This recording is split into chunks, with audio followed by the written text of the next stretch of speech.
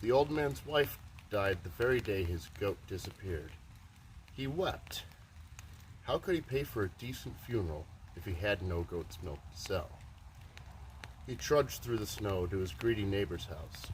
Perhaps he could borrow some money. But as he walked along, he saw hoofprints that seemed familiar, leading directly into his neighbor's yard. And when he knocked on the door, he smelt savory goat stew cooking over the fire. The old man was trembling. By the time his neighbor appeared, "Where's my goat?" he cried.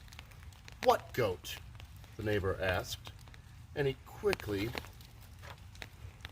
rubbed the back of his hand across his chin, wiping off a glob of gravy.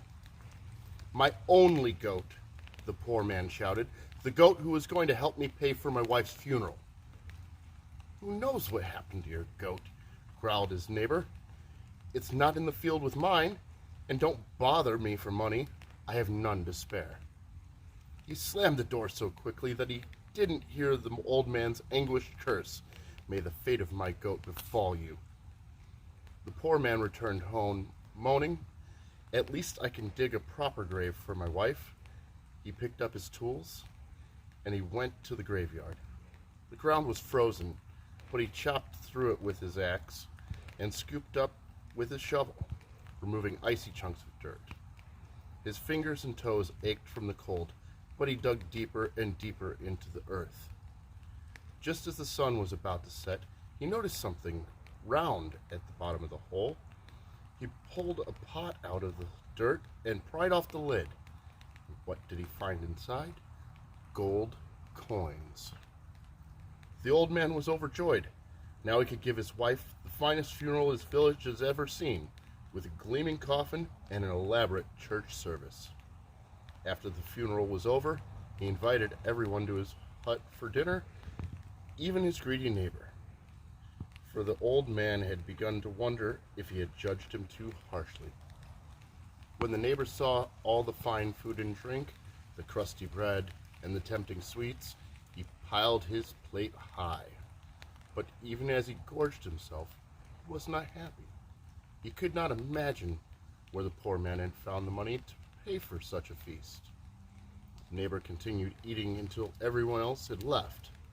Then he turned to the old man and grabbed him by the shoulders. "Where did you steal the money?" he bellowed. "Nowhere," cried the old man. "That would be a sin." He raced to his cupboard. "I found this pot of gold when I dug my wife's grave." The greedy man's face flushed with anger. He could hardly stand the poor man's good fortune. He wanted that pot of gold for himself. He thought about it every day and dreamed about it every night. Finally, he thought of a way to get it. "Wife," he said, "I'm going to kill our biggest goat, skin it, horns, beard, and all.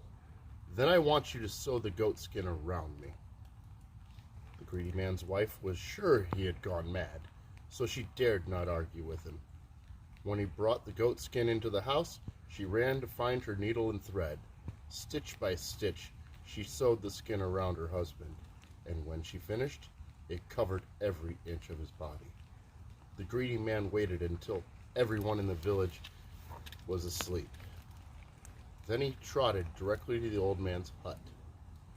He put his cloven hooves up on the windowsill, and he butted the glass with his horn. "Give me the gold," he demanded, speaking through the lips of the goat. The old man shuddered. He thought a demon was peering through his window, an angry demon who had discovered its gold was missing from the graveyard. The old man leapt out of bed. "Take it," he cried, throwing it out of the door. The goat picked up the pot with its teeth and hurried home. He butted the door open and galloped inside to find his wife. "Help me out of this goat skin. It's getting tighter. It's pinching me."